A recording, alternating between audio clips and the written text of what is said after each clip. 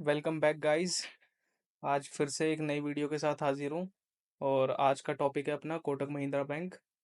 Basically guys आज मैं आपको एक और स्विंग ट्रेड की एनालिसिस करके दूंगा कोटक महिंद्रा बैंक पे कि आपको कौन सा ऐसे लेवल पे आपको बाइंग करनी चाहिए और आपका क्या स्टॉप लॉस होना चाहिए और इस स्टॉक में क्या एनालिसिस है। तो गाइस शुरू करते हैं। गाइस सिंपली पहले हम मंथली चार्ट पे देखेंगे। हमेशा बड़े टाइम फ्रेम से एनालिसिस स्टार्ट स्टार्ट करना है। मंथली फिर वीकली पे आना है फिर डेली पे आना है। उसके बाद अगर आपको इंटरडे ट्रेड करना है तो फिर उस पे इंटरडे पे स्विच करना है। तो मंथली चार्ट पे गाइस मैं दो तीन पॉइंट्स बताऊंगा। बेसिकली दो पॉइंट्स है, उसको आप नोट करना। पहली चीज तो गाइस मूविंग एवरेज, 50 पीरियड्स का मूविंग एवरेज। मंथली चार्ट है तो इस पे मिनिमम आपको 50 पीरियड का जो मूविंग एवरेज है वो आइडल है, उसको हमेशा लगा के देखना अगर आप स्विंग ट्रेड कर रहे हो तो अगर गाइज अभी आप देखोगे तो ये 50 पीरियड्स के मूविंग एवरेज पे आके सपोर्ट ले रहा है। ऐसा लास्ट टाइम कोविड के टाइम हुआ था जब मार्केट क्रैश हुई थी। तो कोविड के टाइम पे कोटक महिंद्रा बैंक अपने 50 पीरियड मूविंग एवरेज से रिजेक्शन लेके वहीं से बाउंस बैक करके ऑल टाइम हाई बनाया था। सेम सिनेरियो कुछ अभी है।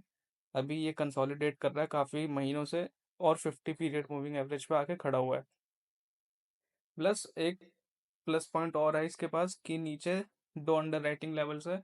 एक 1700 का राउंड लेवल और 1600 का राउंड लेवल। तो अगर गाइज ये 1600 के आसपास आता है, जो कि पॉसिबिलिटी थोड़ी कम है लेकिन आ सकता है, तो वो एक बहुत बढ़िया सिनेरियो होने वाला है हमारे लिए। तो गाइज एक बार इसे वीकली चार्ट पे देखते हैं। अगर दोस्तों वीकली चार्ट पे अगर इसे देखोगे, एक पहले 50 पीरियड मूविंग एवरेज को हटाते वीकली चार्ट पे अगर आप इसे देखते हो गाइज, तो एक डबल बॉटम टाइप का फॉर्मेशन कर दिया है इसने। अगर यहाँ पे आप देखोगे तो डबल बॉटम टाइप का फॉर्मेशन हुआ है। प्लस 1700 राउंड लेवल का सपोर्ट है।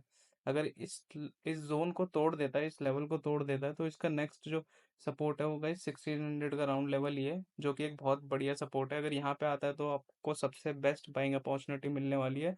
और स्टॉप लॉस आप 30-40 पॉइंट का रख सकते हो इसमें। उस केस में आपका स्टॉप लॉस कम से कम भी 1550 के आसपास बनेगा।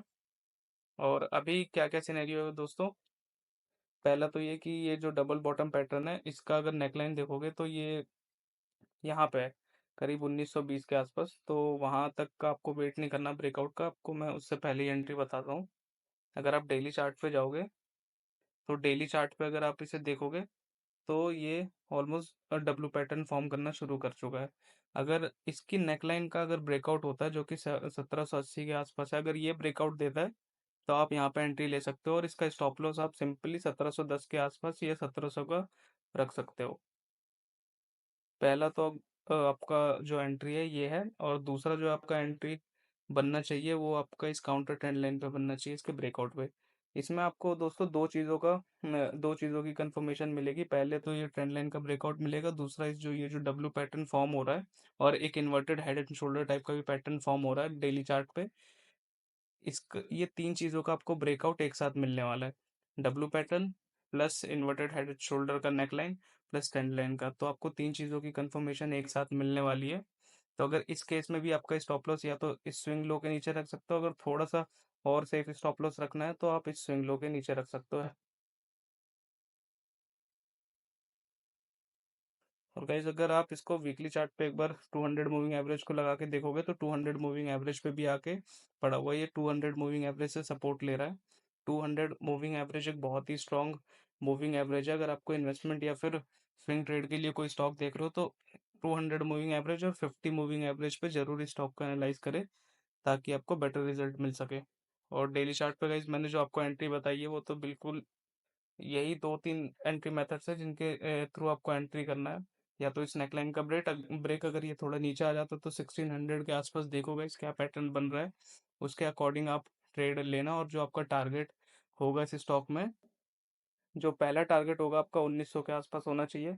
जो दूसरा टारगेट होगा आपका वो 2000 या 2010 के आसपास का दूसरा टारगेट होना चाहिए। और अगर आपकी होल्डिंग कैपेसिटी ज़्यादा है तो गाइज आप इसको 2300 के आसपास तक के लिए होल्ड कर सकते हो, जो कि है ऑल टाइम हाई। और एक लास्ट चीज ये भी है गाइज इसमें कि ये एक ट्रायंगल ट्रायंगल पैटर्न फॉर्म करना शुरू कर चुका है, मतलब ऑलमोस्ट फॉर्म कर ही दिया है। अगर गाइज इसका ब्रेकआउट का वेट करोगे तो बहुत ज़्यादा लेट हो जाएगा और उसमें आपको फेवरेबल रिस्क टू रिवॉर्ड नहीं मिलेगा।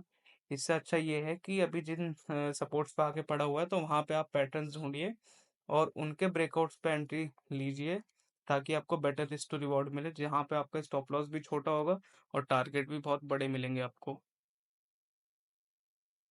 ऑलराइट गाइज, वीडियो देखने के लिए थैंक यू वेरी मच। तो मिलता हूँ आपको फिर एक और नई स्टॉक एनालिसिस की वीडियो पे।